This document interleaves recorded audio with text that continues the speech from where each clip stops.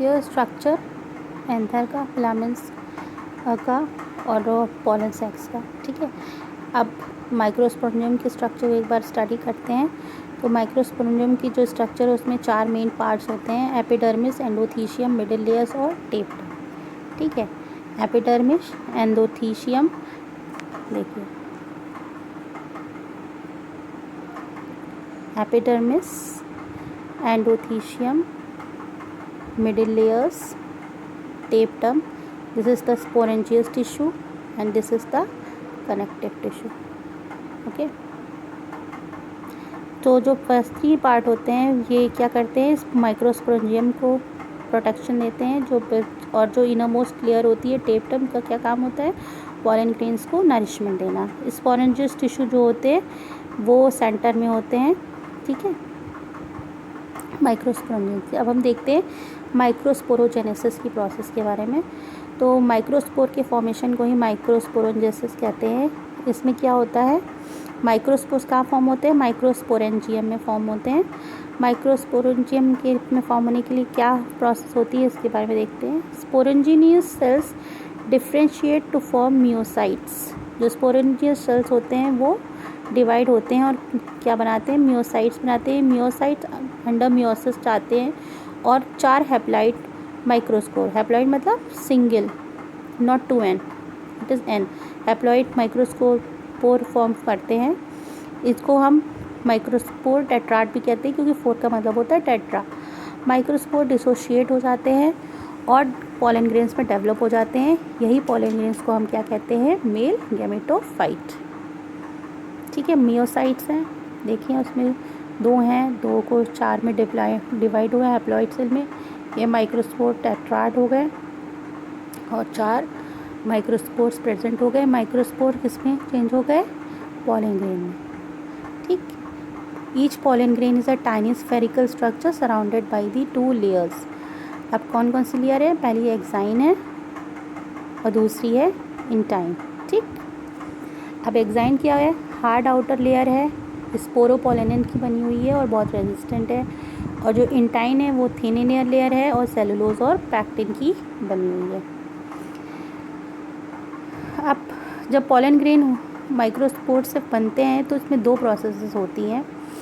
पहले क्या, माइक्रोस्पोर का एक्सपेंशन होता है, बढ़ते हैं, साइज़ बढ़ता है और साथ में एक लार्ज वैक्यूल बनता है। Microspore nucleus displace to an eccentric position against microspore wall. उस माइक्रोस्पोर का जो न्यूक्लियस होता है एक एसेंट्रिक पोजीशन माइक्रोस्पोर वॉल की तरफ एडजस्ट करके बना लेता है। जो उसका न्यूक्लियस होता है वो पहली माइटोसिस की प्रोसेस के लिए जाता है। अब इसमें क्या होता है, 2 सेल्स जनरेट होते हैं, एक वेजिटेटिव सेल्स होते हैं जो कि लार्ज होता है और एक जनरेटिव सेल होता है। ठीक है, ये 2 सेल स्टेज इसीलिए इसको कहा जाता है। In many plants pollen grains are release at this 2 celled stage. इस 2 सेल की स्टेज के बाद ही पॉलन ग्रेन्स रिलीज हो जाता है, लेकिन किसी में 3 सेल की स्टेज पे भी रिलीज होते हैं। जो जनरेटिव सेल होते हैं वो अटैच हो जाते हैं पॉलन ग्रेन की वॉल से और वो वेजिटेटिव सेल्स के द्वारा इनगल्फ कर लिए जाते हैं। Cell within a cell structure is form. तो एक सेल के अंदर दूसरा एक सेल का स्ट्रक्चर फॉर्म हो जाता है। Now generative cell undergoes mitosis. अब फिर जो जनरेटिव सेल जो होता है वो माइटोसिस की प्रोसेस के लिए जाता है, जिसमें 2 स्पर्म सेल्स प्रोड्यूस होते हैं as a vegetative cell cytoplasm. अब कैरेक्टरिस्टिक देते हैं वेजिटेटिव और जनरेटिव सेल्स की। जो वेजिटेटिव सेल होते हैं वो बिगर होते हैं साइज़ में और जनरेटिव सेल स्मॉलर होते हैं। और जो वेजिटेटिव सेल्स होता है उनका जो न्यूक्लियस का शेप होता है वो इरेगुलर होता है, जबकि जो जनरेटिव सेल्स होते हैं उनका जो न्यूक्लियस होता है वो स्पिंडल शेप का होता है और साथ में इनका जो साइटोप्लाज्म होता है और न्यूक्लियस होते हैं वो डेंस होते हैं। ठीक, वेजिटेटिव सेल्स को हम ट्यूब सेल्स करते हैं क्योंकि ये पॉलन ट्यूब्स को बनाने में काम आती हैं और जनरेटिव सेल जो है वो फ्लोट करते रहते हैं साइटोप्लाज्म के, वेजिटेटिव के साइटोप्लाज्म में। अब पॉलन ग्रेन्स का क्या यूज़ है, ये रिच है न्यूट्रिएंट में, रेस्पिरेटरी डिजीज़ को और कभी कभी कॉज करते हैं, पॉलन एलर्जी कॉज करते हैं और क्रॉप ब्रीडिंग प्रोग्राम्स में भी हेल्प करते हैं। अब हम नेक्स्ट पढ़ेंगे फीमेल रिप्रोडक्टिव स्ट्रक्चर के बारे में। तो फीमेल रिप्रोडक्टिव स्ट्रक्चर क्या है, कार्पेल है। कार्पेल के 3 इंपॉर्टेंट पार्ट है, ओवरी, स्टाइल और स्टिग्मा।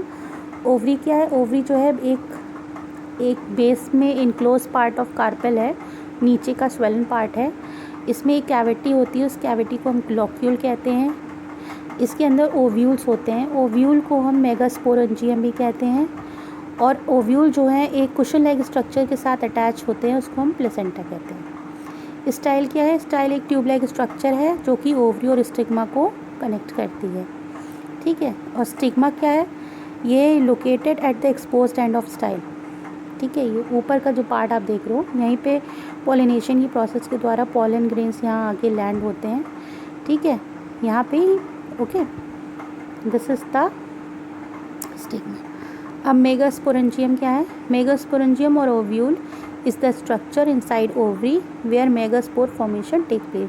जो मेगास्पोर्स होते हैं वो फीमेल गैमेट्स हैं, जो इनका फॉर्मेशन कैसे होता है इसके बारे में हम स्टडी करते हैं, लेकिन सबसे पहले हम इसके स्ट्रक्चर को देख लेते हैं। The internal structure of the ovule consist of the following part. अगर हम ओव्यूल का इंटरनल स्ट्रक्चर करेंगे, स्टडी करेंगे, तो हमें ये पार्ट्स मिलेंगे: funicle, hilum, integuments, micropyle, chalaza and nucleus. 1 2 3 4 5 6 parts है। फ्यूनिकल है क्या है? जो एक स्टॉक है जो कि ओव्यूल और प्लेसेंटा को अटैच करता है।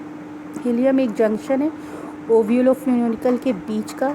इंट्यूगमेंट्स क्या है? प्रोटेक्टिव एनवेलप्स हैं अराउंड द ओव्यूल, ओव्यूल की चारों तरफ एक प्रोटेक्टिव कवरिंग है। माइक्रोपोल एक स्मॉल ओपनिंग है जो कि इंट्यूगमेंट से निकलती है।